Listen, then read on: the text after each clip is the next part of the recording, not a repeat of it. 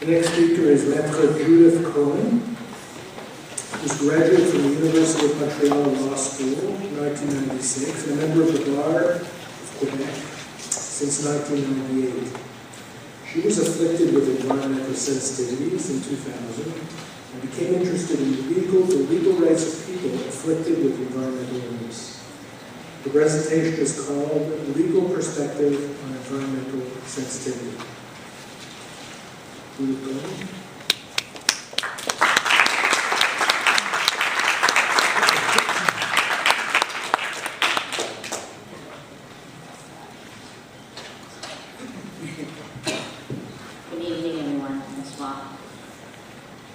I prepared that PowerPoint presentation that I'll attempt to follow as I move along with my presentation, but a lot of the stuff that I'll be presenting to you will be, I'll try to go slowly for the translation person.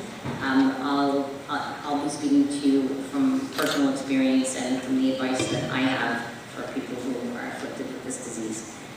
At the request of my friend Rohini, who I'm proud to call my friend after all these years, she wanted me to go over legal cases that have happened in Canadian law in the last decade or so with regards to people's rights who are afflicted with this illness.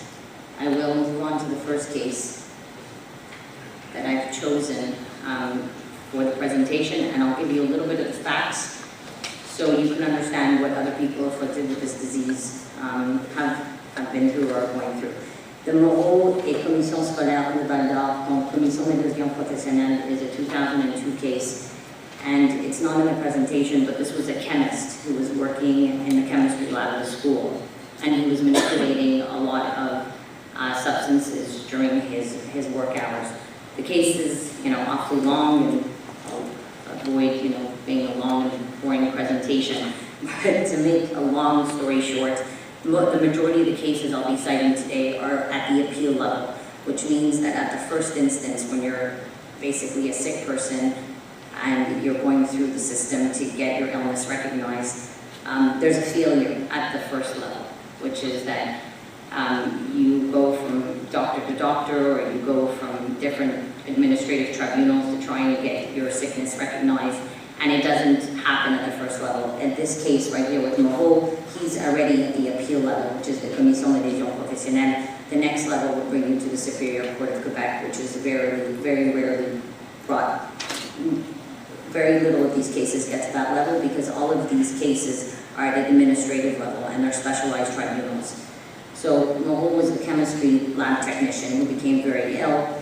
And this case is important because this judgment officially recognizes multiple chemical sensitivity as a compensable disease pursuant to the Commission Santé et Sécurité au Travail, which is, I'm moving backwards because I came with a recent case, but the last case I'll be touching under the labor section of my presentation is in 1994, which is the 6th case on the list. You will see that MCS was not recognized at all as a compensable disease because it had to be in a list that's established by the Quebec government, whether or not it is actually a disease. The next case is Lemoyne and Litho Associates Limited versus Commission d'Éducation Professionnelle. Again, as you can see from the Lemoyne case, we're again at the appeal basis. We're not at the first instance, which would be in front of the Commission de Santé et Sécurité au Travail. We are once again at the Commission d'Éducation Professionnelle, which means that the employee in question had to go through 2 hurdles to finally be heard. In this case of Lemoyne, it's actually a receptionist who's working in a printing company, and she's sitting at the front part of the company. She's not actually in the printing shop, but just the mere the chemical sensitivity is established through the smells in the air that she's exposed to just by being in the reception area of her place of work. In this case, this woman, Madame Lemoyne, was actually seen by 6 different doctors. Her sensitivity was manifested through a rhinitis and I think a laryngitis, and basically the note.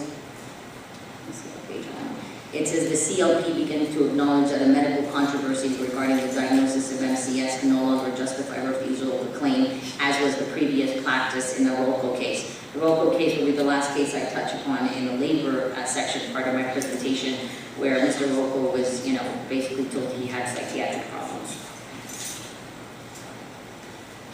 The Crichton versus Workplace Health and Safety Compensation Commission, that's a 2009 case. This is a New Brunswick case. I thought that this case was worthy of mentioning because in this case, Mrs. Crichton is also at the appeal level, but interestingly enough, in this case, Mrs. Crichton was recognized as having environmental illness and multiple chemical sensitivity. She was given long-term, lifetime disability benefits, which is almost unheard of. I wasn't able to find one in Quebec that was published as a published judgment where someone would actually get lifetime, long-term disability benefits. But she went into appeal, excuse me, because at first instance, when her judgment was rendered, she was allowed to be compensated for physiotherapy treatments, acupuncture treatments, chiropractic treatments, IV supplements, and various natural health products prescribed by her doctor, who was Dr. Reed.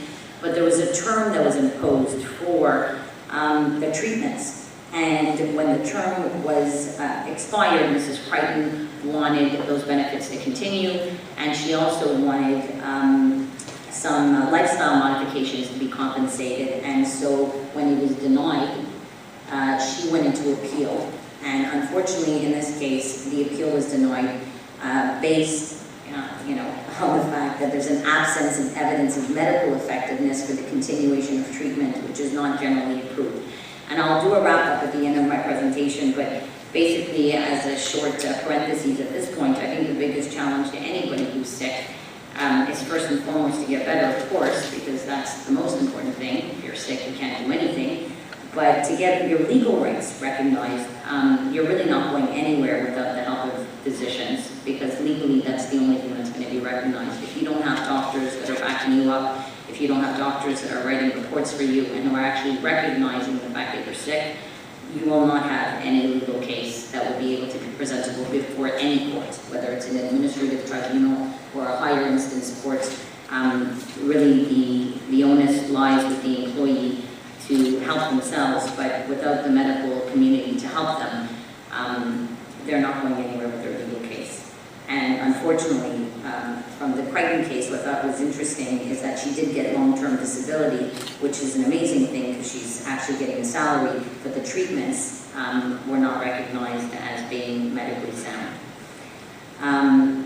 The next case is the Cormier case, which is a 2010 case, and only for this reason did I retain it for part of my presentation. But in this case,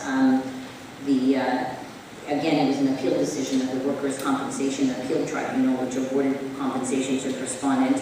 MCS was retained as a diagnosis, and the appeal was allowed, but not on the substance of the chemical sensitivity issue. It was only for evidentiary issues that weren't followed at the first instance, and so the judge ordered for the appeal to be allowed and for the case to be reheard, but not on the basis of anything related to the multiple chemical sensitivity.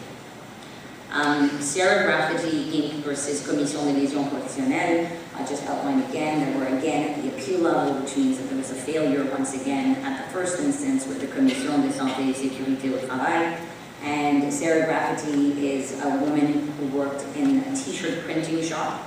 And I'm not too familiar with the industry, but she was spraying or blow drying some sort of plasticizer on t-shirts and became very ill.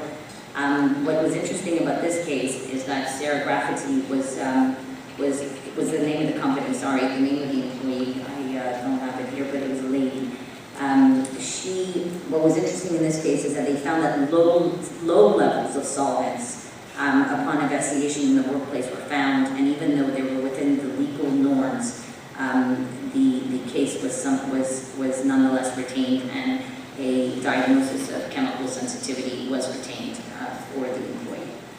The last case, which was the saddest to read of the bunch, was Rolco versus Canada's Department of National Defence, which I thought was kind of ironic that we actually work for the country's defense department.